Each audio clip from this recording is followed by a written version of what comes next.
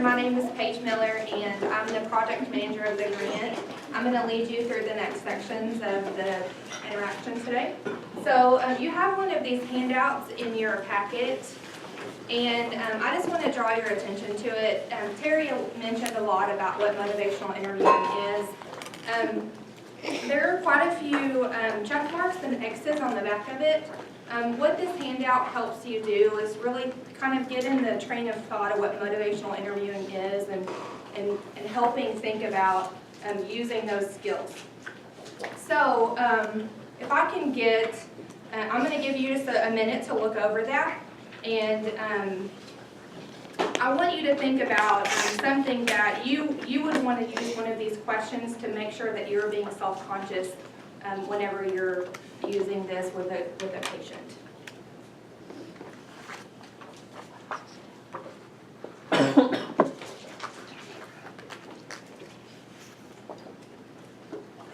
So for example, at the bottom it says, do I value this person's opinion more than my own? If that's something that you usually think, well, like, I know what I'm talking about and you should listen because I'm experienced in this, but really you should be thinking more of, you know, like, I should be giving them a listening ear rather than your viewpoint. Does that make sense? Okay. Does anyone else have something that you think, well, I might need to be really conscious about this point in particular while I'm talking to a patient? I'll ask lots of questions and I'll wait until someone answers. I'll share. Okay. To me, I think I would be more conscious about, do I ask permission to give my feedback? Okay. I wouldn't really think of that normally. So. Okay, that's good. So asking permission, that's one of the first steps of the SBIRT model. So it's really good. Even though a lot of the times patients are going to say yes, even though if you ask, it's really good to do that. Anyone else? How would you respond if they said no? So that's a really good question. So Yeah. like if they said no, the question was, well, can I give you feedback on this? And you say no, and you say okay, that's okay. We'll move on to the next topic. Thank you for being honest. That's something that you don't have to force them into saying yes for. You could actually say, there's a lot of different answers. You could say something like, maybe we'll talk about that next time if you're ready. What happens sometimes is that people in the waiting room might say, I don't want to fill out this questionnaire. And basically the answer is, that's fine. That's okay. And you move right along. And then find a way to circle back around, and you might be able to bring it up with something else. Can I ask why you don't want to talk about it? Is there anything about that you can tell me so I can care for you better? Bringing it back to the head. Any other thoughts about the pointers on the card?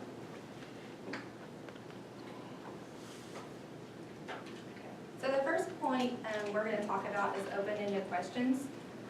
How many of you are familiar with open-ended questions? A lot of you. Okay, good. So I don't have to spend a whole lot of time on this. So essentially, the gist of open-ended questions is asking a question in a way that allows someone to expand rather than it just being a short yes or no answer. That's typically what it is. Okay, so really the purpose of being able to use open-ended questions is you're going to get more information and you're going to have to ask less questions. So sometimes whenever you're in a hurry, you might have a tendency to ask closed-ended questions because you want to get direct answers. But really, if you just ask like one or two open-ended questions, you're going to get a lot more information than asking multiple questions. So that's also going to encourage engagement. So for example, if I said, tell me about how your day went. So first you're going to have to think about, well, like, sometimes you think, well, what do they really want to know about my day? But, a patient can respond, well, I woke up in the morning and I got ready for work and like all of the stressful things happened at work. And so you see how it's easier for someone to respond in depth whenever you're asking a question like, tell me about your day. So you can also use the answers that they say in open-ended question to explore the conversation further. So you'll listen to what they're saying, and then you can go back and use what they said to expand on that some more if you want to ask more questions.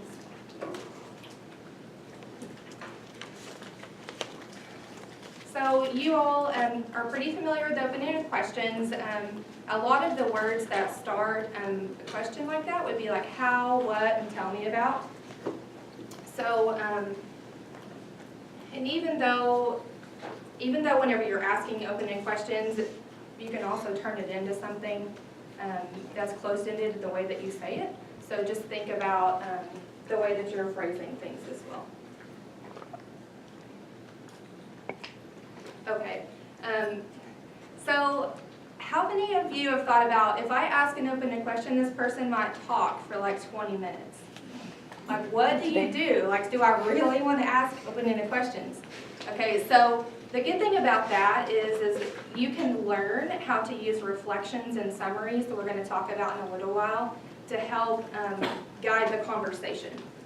So if somebody continues to talk, then really that just means they want to be heard. And if you show that you're listening to them by giving them reflections and summaries, then that's going to help appease them. Okay, so we're going to get up and move around. I need 2 volunteers for the activity that we're going to do. Okay, you here? What was your name? Dylan. Dylan, you want to come have a seat down here? And Sophie? Sophie, come join us. So you can sit here. Essentially, we're just gonna, you can sit here, Sophie. And I've got those covered up. They have dominoes down here. We're gonna do an activity. They're gonna sit back to back, okay? Your dominoes are over here, Sophie. Mine are those. Uh-huh, okay, yeah, so they're under there. This may need a little adjusting to make it work, but this is not the ideal setup for this So exercise. like if you put your knees under the table and face it. Oh, I see what you mean. Yes, and then Dylan, Let's move You Dylan. can- Oh, yeah, he can move back now. Yeah, Okay, there there you you go. okay. So they have dominoes, and Sophie here has her dominoes put into a configuration in front of her. She can see what the pattern looks like, okay? And then Dylan has the same exact dominoes, there's 5 of them, and his role is to use open-ended questions to find out what Sophie's dominoes looks like and put them in configuration, okay? So we do this quite a bit with different colleges. Sometimes there's a little bit of competition to see like how quickly you can put them together. So we'll see how long it takes. So you're gonna ask questions to Sophie, He's gonna need to turn around so he can't Yes. see her dominoes. right? So you're gonna start the conversation, use an open-ended question throughout the interaction. And then Sophie is gonna respond, and you want your dominoes to look like hers in the end. Does that make sense? And so, Okay, all right, so go ahead. can you describe the initial configuration? The initial, like it's gonna. They're,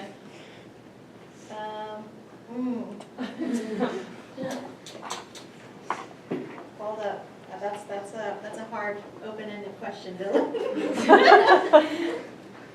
Okay, well, it has 2 bends in it, and it is a linear shape. Huh? Try to describe the bends. I mean, they're right angles. Okay. You said there's 2 bends. Yes. And they're right angles to each other. Do they travel in the same direction? No, not everything travels in the same direction. This is a multi-dimensional shape. I'm gonna pause you for a second. You've asked for 2 closed-ended questions. Think open-ended. So tell me about what the dominoes do. Okay. So, what do they look like? Well, I have 5 dominoes. It is not a symmetrical shape. There's one vertical domino, oh crap, no, that's not right either. Not a symmetrical shape, that's still a true statement.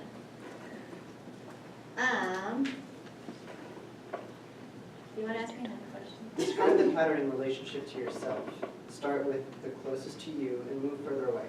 Okay, well, there are 2 that are closest to me, and they are perfectly in line on the horizontal plane. And then there's one on top of the most medial one that is vertical. And from there, we have another horizontal one on the most, connected to the most distal part of that one. And then for the last domino, it is a vertical one again, but it is connected to the most towards me, and its empty spot is sticking out. They have numbers and colors on them. Yeah. Yes. But I don't know if mine are the same as his. They should be the exact same. So, Audience, do you want to suggest a question? Are my dominoes the exact same as his? Yeah. Yeah, they're the exact same. so start with the dominoes again that are closest to you. Try to describe maybe the dots or the arrangement of those. The one that has yellow on it? Do you only have one with yellow? Okay. Yes. Okay, that is one that is close to me. Okay. And then it's horizontal. Maybe see if it's on your left or right. The color. It's on my left-hand side, the yellow is on the left, horizontal in orientation. Yeah? Yes. The next one is blue and gray. We should all do one that's blue and gray. The blues are touching, still horizontal. Okay. Now the middle row. So there's one that's vertical. Yeah, Describe it. so now the middle domino is red and gray. There should only be one of those Okay. 2. The grays are touching. Okay. And the grays are like stacked on top of each other. Does that make sense? Yes. So you should have a four row by 2 column thing. Yes? Yes. Okay, so your red is on the top now. Yes. So the next domino that you're gonna put next to that is horizontal, What do you mean by next to it? next to your red. But in what way next to the red? It's horizontal, and you're gonna put the domino that is red and green. You're gonna put the reds touching each other. So you have a vertical one and a horizontal one with the reds touching each other. And the reds are going to make the butt of a diamond. like an upside down triangle that's pointing towards you. Okay. That makes one domino left. Describe that one. It's green and blue. Okay. So that one, you put the greens touching each other, and that one's gonna be vertical in orientation. Touching each other where? Greens touch greens in a way that the angle is opposite of the red one. The point of the angle should be facing away from you. Okay, but is it on top of or beside the green? This side. You have a figure that looks like a 6 but without its back left, is that right? I don't know about that. Okay, y'all ready to turn around?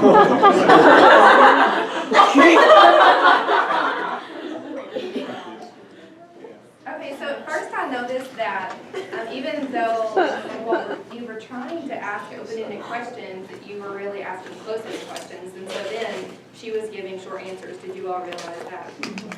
So after you realized you could talk a lot more and you could ask open-ended questions, then she was elaborating and being very, very descriptive. And then even then, the communication still wasn't completely clear because you have different dominoes, even though the configuration is different. Got this part right. So, Dylan, what was it like thinking consciously, like, I need to ask an open-ended question right now, what do I ask? I don't know. You don't know? It just felt like, so I don't know, I assumed that this was the right pattern, I didn't. It seems like pointed questions would have worked better Yeah? for this, but I don't know. Well, let's try it out. Pointed? We're gonna get two different volunteers. First, what did you notice as the audience whenever Dylan was questioning Sophie and her responses related to open-ended questions? It's hard to think what to ask. Yeah, so you can get some good blanket open-ended questions that are actually, you can use them in a lot of different ways. So like I gave the example, tell me about. So that's one that I like because really all you have to do is say tell me about, and then you just plug in the word at the end of the sentence, and then you get a lot of information.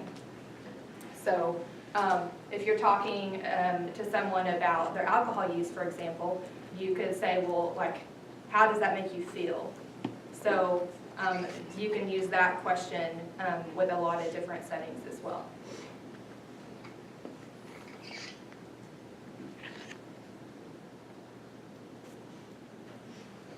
Any other thoughts? I think you get much more complex answers when you ask an open-ended question, which in their case wasn't necessarily a good thing, but. Yeah, I caught some distal and medial stuff, so you're practicing anatomy there. That was good. I did notice that Dylan used a reflection question during his interaction. So she described something early, and then he used that later and said, well, you told me this, and he repeated it. And so then she expanded on it, and she actually described that later so he could understand what she really meant. That was really good. Yes. I feel like it's something that's probably really hard to do, but like any time that there's any possible ambiguity, you should just make an assumption. Like I'm pretty sure the shape started out the right way, but then there was a point with the two reds, and he didn't, when he knew that they were supposed to touch, he didn't ask like which side or for clarification, and I think that's where the shape started to get mixed up. So, I mean, it's a really hard thing to do, and I don't know how you would really know, but you have to try to catch yourself when you're making assumptions, I guess. Yeah, so that's a good example of how you can use reflections and summaries that we're going to talk about later on to really make sure that what you're hearing is what they said and they intended on you to hear. So, you know, he could have said, okay, so you told me that the domino is, you know, the gray fours are touching each other, and then horizontally the red is there. So essentially, he's just he's just repeating what she said. We'll talk about that more, so it makes a little bit more sense in a little bit. Okay, y'all are free to go. Thank you. Thank you so much. All right, give me just a second, and then we'll grab two other people.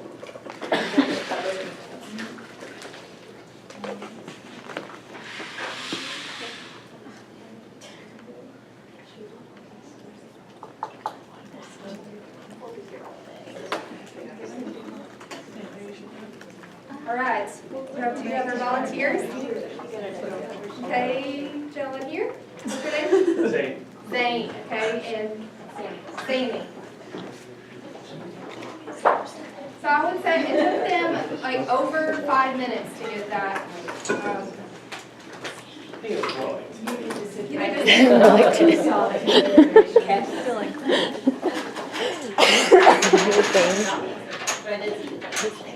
It took them about 5 minutes and saying no, it was more.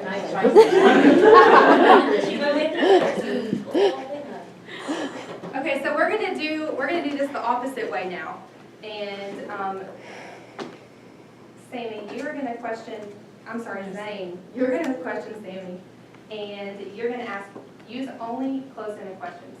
okay? And so, naturally, you're, Sammy, you're probably gonna answer in one word, but we'll just kind of see how it goes. Okay? And, you want your configuration to look like hers whenever you're done. Okay, so I'm making her configuration. Yes, yes. Ready to go? Okay, Sammy, starting from left to right, what is the first domino? There's more than one Okay. in one place. Okay. What are the dominoes there? Where? On the left? There's a 4 blank, and then a double blank, and then a blank 2. And then blank 2? Okay, which one's on the bottom? Blank 2. Okay, and how is that oriented, like top to bottom? How is it open? Okay, is the 2 on the bottom? Or is Yes. the 1 on the bottom? Okay. Is the one above that, what is touching the blank? The center of the blank, of Of the double blank? yes. Okay, center of the double blank. And then, which one, or which side of the 4 blank is touching the top of the double Blank. blank? The blank, is it in the middle? Yes. Okay. All right, and is that everything on the left? Yes. Okay, so we have 2 dominoes left. Yes. The 4-2, is that on the bottom or the top? On the bottom? Mm-hmm. Is that touching any of the 3 dominoes on the left? It's touching the 2 blank, The 2 blank? Where is it touching the 2 blank? at the 2. At the 2, so the 2 is touching the 2 going like horizontally? Correct. Okay. And then the double 4, is that touching the 4 as well? Which 4? The bottom 4. No. Okay, it's touching the top 4? Yes. Is it touching it like horizontally? Is it going to the side? Yes. Okay. Yeah, go ahead.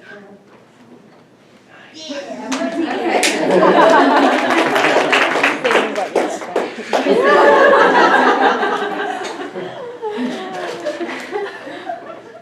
What did you notice about their interaction?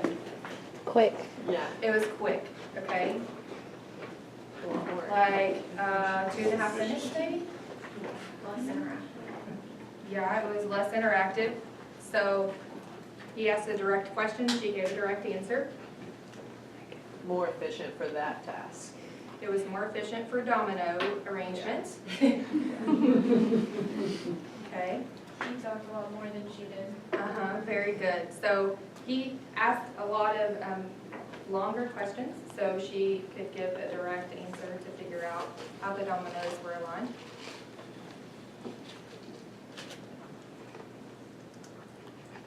Okay, so we noticed that the first interaction kind of went off slowly. He was using some close-ended questions and some open-ended questions. And in the second interaction, he used close-ended questions. You all noticed that the interaction was a lot quicker and shorter and to the point. Tell me how the open-ended questions are going to help you whenever you're talking to someone about change. Everyone is going to have a different reaction to that, so you can't ask a pointed question. You have to give them an opportunity to give their stance on it. Exactly. So if I said,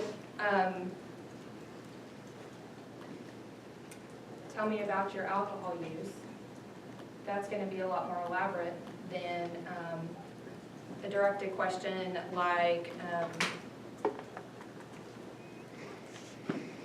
if I led the conversation and I said, how many drinks do you drink per day? They're going to answer the question, how many drinks do you drink per day? Then if you ask me, well, tell me about your alcohol use, then they're more likely to say, well, I go out every night with my friends and we, go play dominoes and we do this and that. On Friday nights, I'm out till like 2 because we usually go to a few different bars and, so it's more likely to get that conversation. So do you feel like that you're afraid to ask open-ended questions? I know for certain things it's really good and for certain things it's not. Yes, so maybe whenever you're doing your exam and beginning the conversation, you would ask more directed questions to find out quick answers. But whenever you're talking about things that are more personal and related to sensitive issues, you would give them more time to answer and elaborate on what you want to know. Yeah. Thank you guys so much. Okay, so the next part of the ORs is the affirmations. An affirmation is essentially a compliment or a statement showing that you appreciate how someone acts or is. So it's praise, support, but you also have to be careful to make sure that you do it in a way that is sincere. We're going to move on. So essentially what you're going to be able to do is help point out the positive things about this person so they can help realize that, and it will help them be encouraged to make change. Okay. So and also, so the first point is do you all currently have interaction with patients? Yes. You do? Okay. So for this activity, think about a specific patient, okay, like just in your head, and this is a patient that you particularly like. So like when you see them, you're like, oh, I like to see Joan. She's, you know, whatever.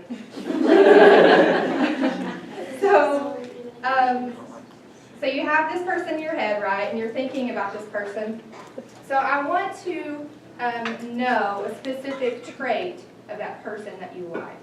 So give me some, tell me some things that you like about the client you're thinking about, the patient you're thinking about. Kind. Kind, okay? Personal. Patient and personable.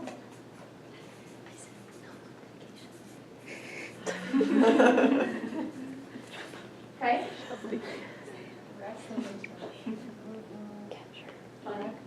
Fun. Funny. We make the cat lady your favorite. Positive. Positive. I like when she wears her cat. She's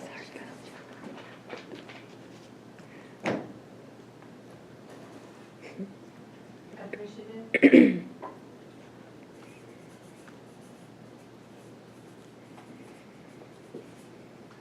Okay. Receptive. Receptive.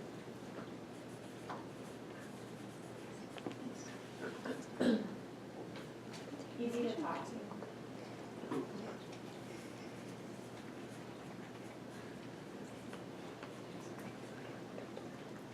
Emotionally resilient.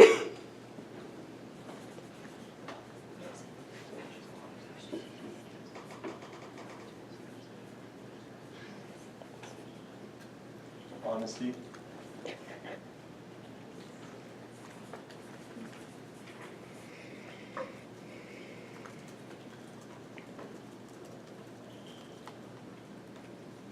Two more. Compliant. You can have a long conversation about compliant and non-compliant, right? And I appreciate you admitting it. I mean, I think that's a comment that we all do. Informed.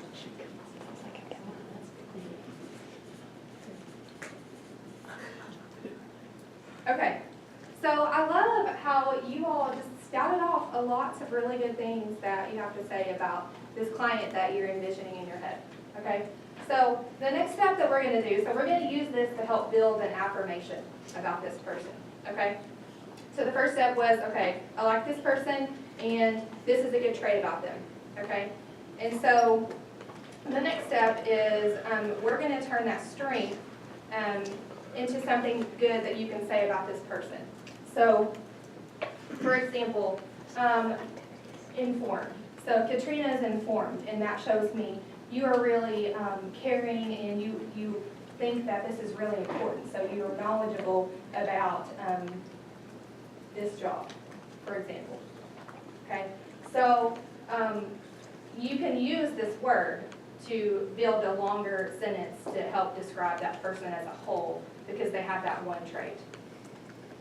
So, does somebody want to give it a shot? We got the word kind. Becky is really kind. What can that say about her as a person? She has probably like a good support system, friends, people to be around. 'Cause most Yeah. people don't want to be around people that are not guys. Okay, so maybe we could say that because she's kind, people want to be around her. And so it sounds like that people are happy to be around you because you're kind, right? So how about funny?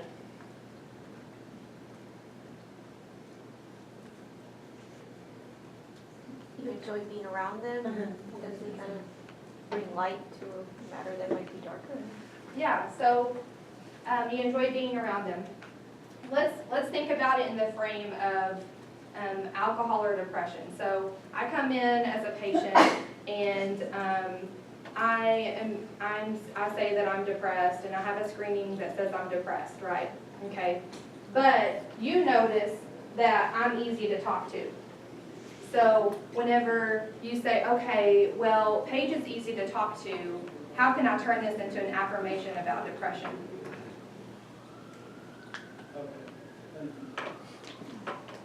You're so easy to talk to that you could find like social events to find those connections for them to bring them up. Yes, definitely. Did everyone hear her? Okay. So essentially, you're giving them a compliment, something that they didn't realize about themselves, but you're reminding them and telling them. Essentially is what it is. Make sense? Any questions? We can make it fun and give Dr. Britton affirmations. I need one. This one up, my vehicle is dead. It's, but he said it's not natural, it's transmission, and they told me the figure, and I said, well, let me think about it, but I'm about 90% towards let's bury it, what's it worth? This has been my life this week, I'm telling you. So what we know about Dr. Britton is that he's a great, funny guy, and that this is a really hard situation, but he is so positive that he's going to be able to get through it. There you go. So that is something that you can use, a positive trait, okay? He's very kind and giving and helpful, so you can use that as an affirmation. See, I'm thinking Mercedes. There you go. I'm not optimistic.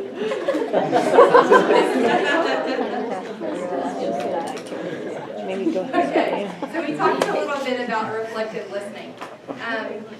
Essentially, that involves listening and understanding what the patient says. And then this is going to be able to be a predictor of behavior change.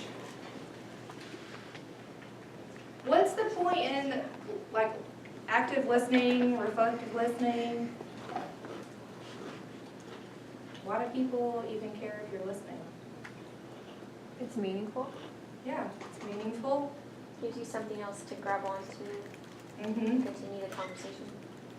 Yeah, so if I'm just like, if I have a friend that like I'm talking to and like, they're just kind of like looking around at the stars and then I say like, did you hear what I said? Or It shows you care. yeah, so it seems like that they don't care. We definitely don't want patients to think that we don't care because you wouldn't be here if you didn't care, right? Going to school, spending lots of money. We have debt, it's so fun. Okay, so it's going to strengthen the trust in the relationship if you can help the patient understand that you're listening.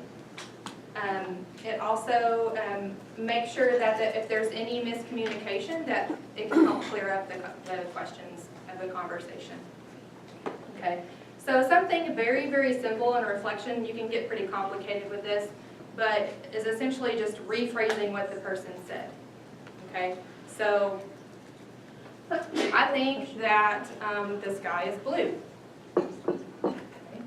And then, so essentially you would say, well, you think the sky is blue. Just like that. Okay, so an example for the patient. I hear what you're saying about my drinking, but I don't think it's such a big deal.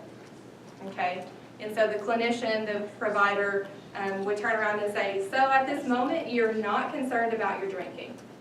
Okay, so that's something that it's not exactly what they said, but it's a good interpretation of what they meant.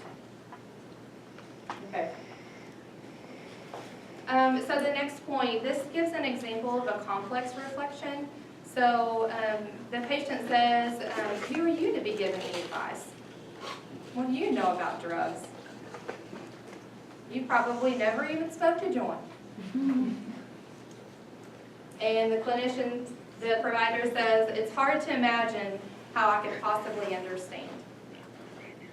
Essentially just summing that up and saying, well, you don't think I've ever spoke to Joy. Patient. So I don't want to take pills. I ought to be able to handle this on my own.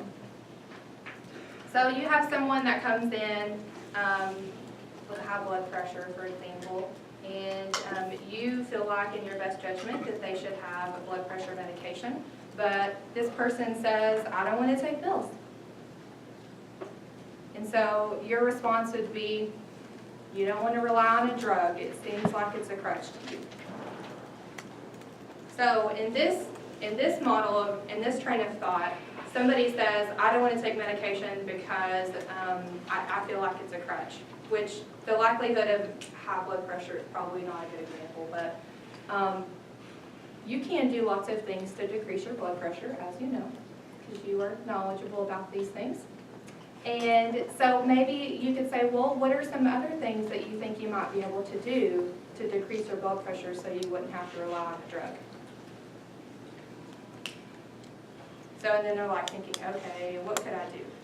Well, I've been thinking about going to the gym, but I just haven't been able to do it. So they're thinking about this process.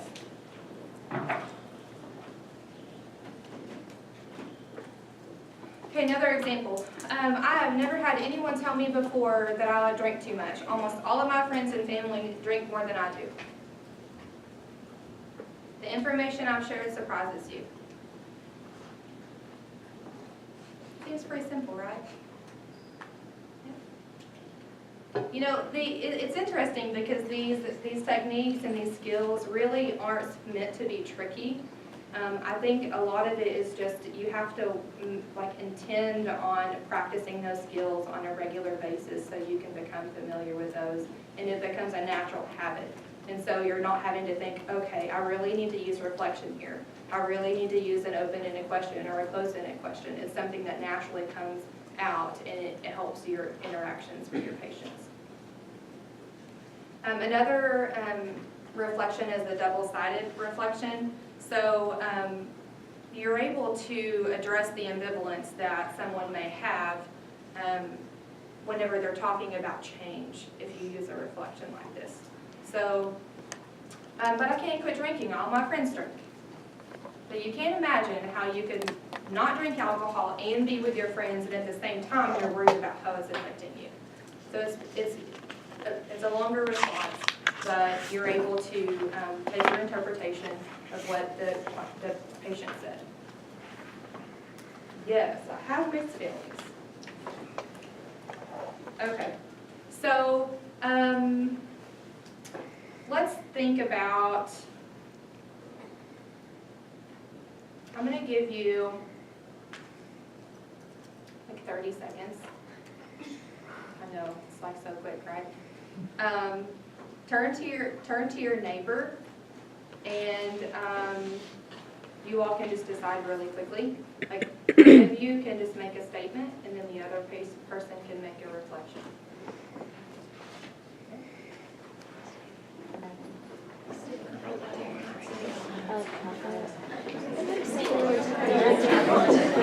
Okay. know what to tell you.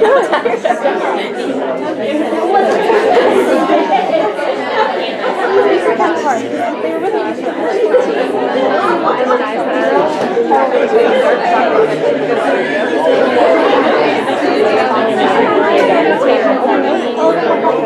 and I don't think I'm right, but you're telling me about the pastor.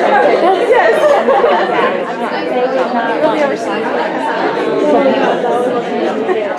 Oh, no, maybe it's reflected in everything that you said. Yeah, Echolania. Oh, of course you did. You agree with me.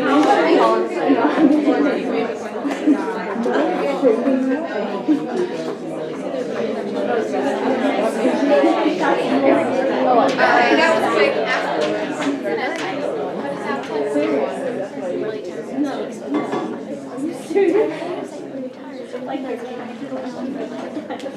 So some people would say that you would use reflections throughout a conversation, and then you would use a summarization at the end. But you can also use summaries in the middle, or if you've talked about a lot of things in a short period of time.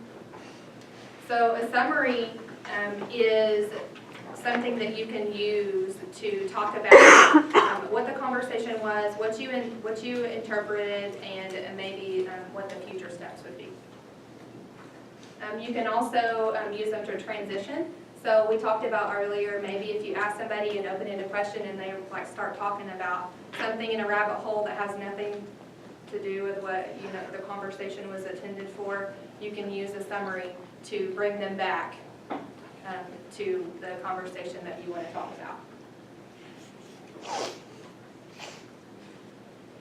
So samples of lead-ins. The lead-in is just a beginning of a summary, so whenever you're asking the question. So let me see if I've got this right. You are trying to cut back on your drinking, but your significant other drinks quite a bit in the evenings, and it's hard for you. Well, no, that's not what I said. I said that I'm trying it, and it's working really well. So that gives you an example of how whenever you say a summary, so the patient is going to correct you if you're wrong. That's a good thing we talked about, you not assuming things, so that way you can kind of clear up things as well. So you're saying blah, blah, blah, dot, dot, dot, is that correct? Another example. Okay.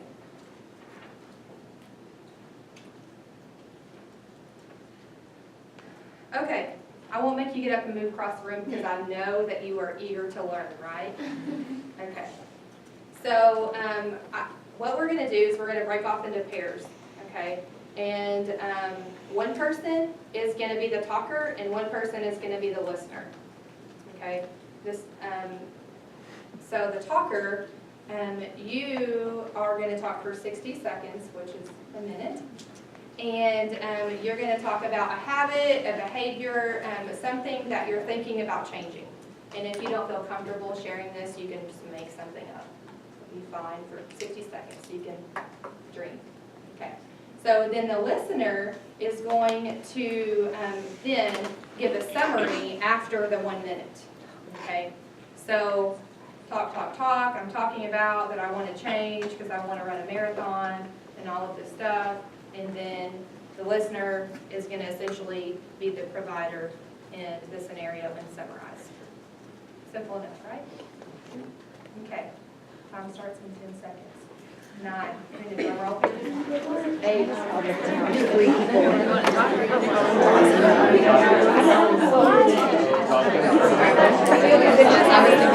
Above your head. I'm going to crack.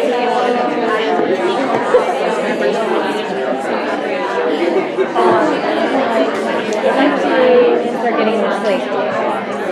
What I hear you say is that, it's just for 60 seconds. You're saying,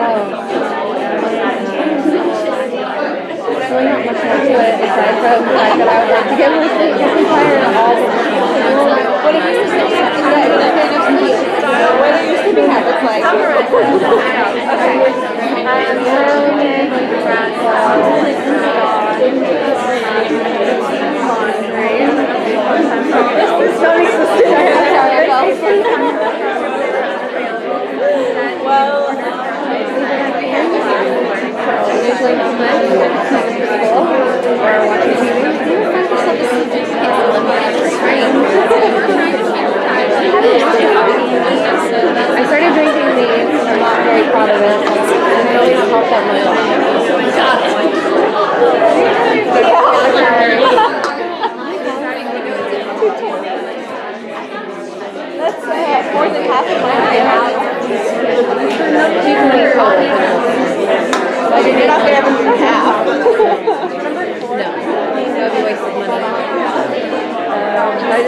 so yes, it's okay.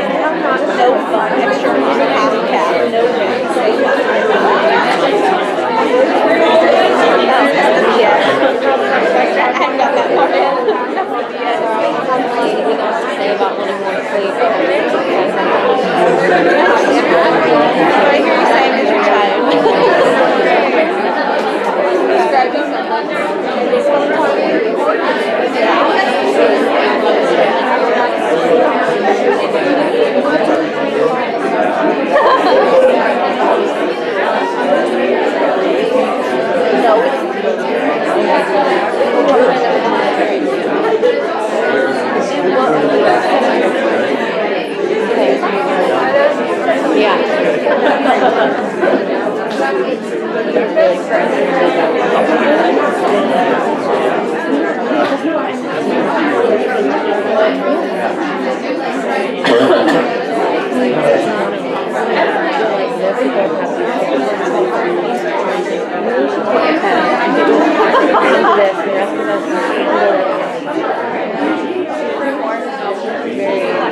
Maybe I'm just They ended up being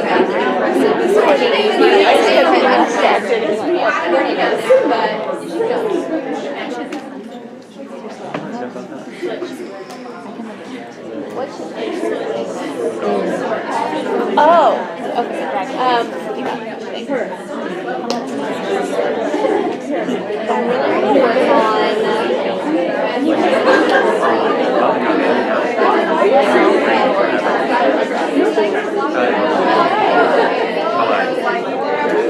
gonna work I think you need to create a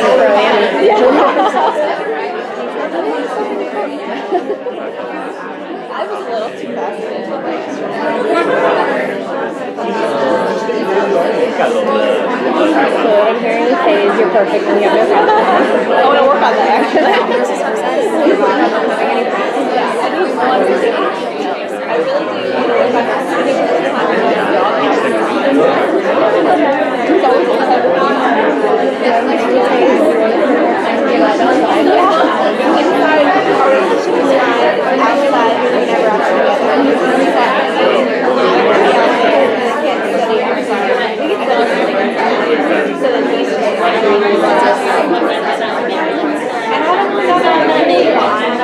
So what I'm hearing is that you feel guilty. A little bit, yeah. Because you're neglecting your dog. She'll never walk.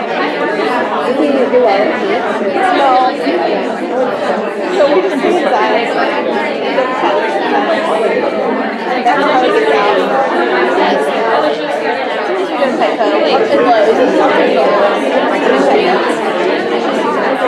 It's pretty good. Jump on the floor. Yeah. Oh, I don't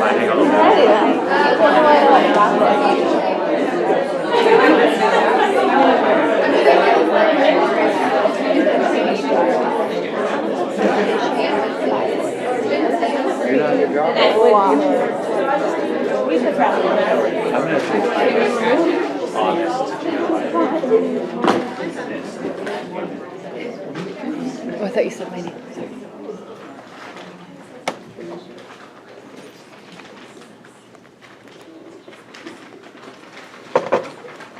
Okay, so whenever you were the person summarizing a conversation, what was that like for you? Sometimes I think it feels a little patronizing, like you're, I don't know, like it's almost seems so simple that it's like, well, yeah, that's what I said. Yeah, You know what I mean? it seems silly, right? Yeah. You're just like, I just repeated what you said, so I'm not sure, like, I don't want to, like, make it seem like I wasn't Right. listening, Right. right?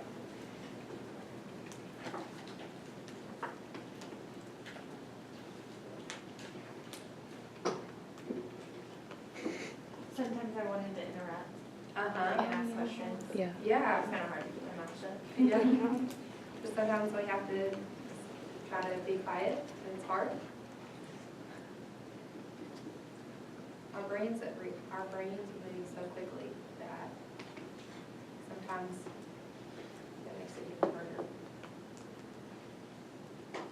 what you could do is like, if you're listening, you could just like repeat what they're saying in your head too, without even saying anything. And that'll help you focus on what they're saying.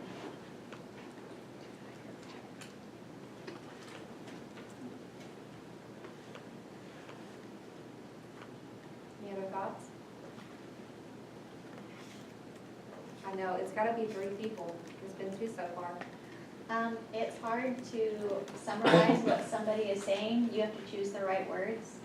So she was describing like different stressors in her life, and I mentioned that the interactions with her husband lately have been shaky, and she goes, no, his interactions with me. So you have to take your words very carefully. Yeah, exactly. So, Like, I thought it was a neutral statement, but clearly she didn't, so, you know. exactly. So that's a good example of like how someone's going to correct you if you repeated it back to them wrong. So we'll think about, as the person who was sharing the information, did you at all feel offended when someone was summarizing? I see lots of no's and maybe one yes. Is there any yeses? Are you willing to share? I mean, in real life, I think she would have been offended that I said that. Yeah. Yeah, I made my story up, so I wasn't. Yeah. I could see someone being really offended about that. Yeah, But at the same time, you don't want to like blame their husband either, so. exactly. So how do you like make sure that you're just impartial about it? That's kind of one thing about being able to summarize the conversation but not put yourself into it and just keep yourself in the distance. You said this, and that's some of the examples about the double-sided and the interpretive reflections, sensitive issues, so you'll have to be careful about the way you say things, for sure. Any other thoughts? Was it helpful? So, we have a video. This guy's name is Steve. And this video is an example of a brief intervention. So all of this stuff that we've been talking about so far, we're going to pull it together and let you see what it looks like in a video.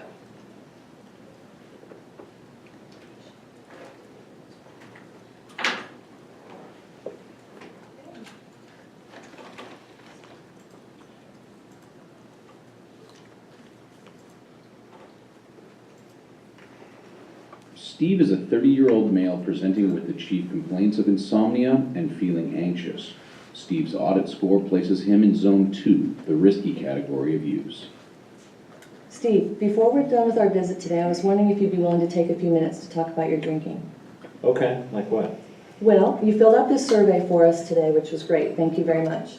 I just wanted to review a couple things on here. I noticed that you said that you drink 2 to 3 times a week, drink 3 or 4 drinks at a time when you do drink, and weekly have more drinks than that. So 6 or more drinks, it says on here. Does that sound realistic? Yeah, on the weekends. Okay. Okay, I just want to let you know I'm a little bit concerned about your level of drinking. We know that excessive drinking can make problems worse or can actually cause health problems at times. And I was just wondering if you thought about the connection between your drinking and things like the anxiety and the insomnia that you came in with today. No, I guess I haven't really thought much of it. You know, I don't really think I drink that much in the first place, so I have a hard time believing that it's causing my anxiety. In fact, on the nights when I don't drink, I have a harder time going to sleep. Well, you're not alone. A lot of people think that drinking helps them sleep better. And in reality, drinking might make you fall asleep faster, but it has what's called this rebound effect. And this rebound effect means that you wake up, might wake up in the middle of the night or early in the morning and have a hard time falling back asleep. Well, yeah, I guess I do have about 2 a.m. I tend to wake up on the nights I drink too much. Well, I just wanted to show you this little chart here. For your age as a male, you're drinking more than those at a low risk level. The low risk level for men under 65 is no more than 14 drinks a week and no more than 4 a day. And in this case, a drink is considered 12 ounces of beer, 5 ounces of wine, or 1.5 ounces of distilled spirits. And you're right, you're not drinking as much as some people out there. The way you answered our questions here, you're actually falling in the high-risk category, the risky or hazardous category, category 2. Geez, no, I didn't think I was that bad. That's why it's helpful to look at this and give some perspective. On a scale of 1 to 10, what is your readiness to change? 1 being, I don't want to change at all, and 10 is, I really want to change. Well, I don't know, I mean, this is all news to me. I don't want to do anything to put myself at risk, and I've always thought of myself as a pretty healthy guy. I guess I'd put myself right in the middle of a 5. Well, that's great, that's halfway there. What kept you from just giving it a 1 or 2, something lower? Well, you know, I'm training for the marathon, and that's why I'm coming in, is because I need to be able to get my sleep back on track. But I also don't think of myself as a hazardous drinker, and I'm certainly not an alcoholic, so that's why the middle ground, 5. Okay, well, that's a good place to start. So I heard you say your health is important, and you're getting ready to run a marathon, so you want to be able to do what you can to make that successful, and you also were a little bit surprised that you fell into this risky or hazardous category. Yes. Okay, so based on all that information, what are you willing to think about doing to change right now? Well, I think the natural thing would be to cut back a little on my drinking. So what would that look like for you? Yeah, I guess drink no more than maybe 3 or 4 times a week, and on the weekends, which is when I would drink the most, cut back to no more than 5 or 6 beers. Okay. Okay. Well, sometimes when people are ready to make changes like this, it helps if they write down their goals. Gives them a chance to see them in black and white. If you were to look at this little form here and figure out where you want to go with your drinking, what would you put down as your goal? Doing the math, I guess, no more than 18 drinks a week. Okay. So that's an improvement. So you're headed in the right direction. I do want to let you know that with 18 drinks a week, you're still falling above this low-level risk category. And it would be my recommendation that at some point you would fall below into this 14 or less a week.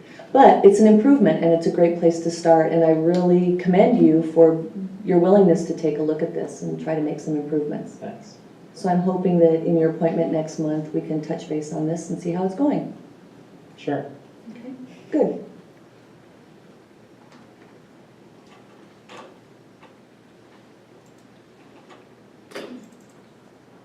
Okay, so we've talked a lot about quite a bit of things up until Jill is a now. 54-year-old female who is being seen for a follow-up visit related to her hypertension. She also presented 6 months ago with a fractured arm from a fall on her steps. During this visit, Okay, so we've learned, we talked about quite a few things up until now. What are some things that you heard us talk about and that you saw in the video?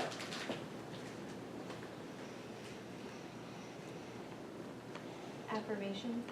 Affirmations? Open-ended questions? Uh-huh, open-ended questions. She said, I can move to. Reflections. Uh-huh, reflections. Use the survey to raise the question or to raise the topic. Uh-huh.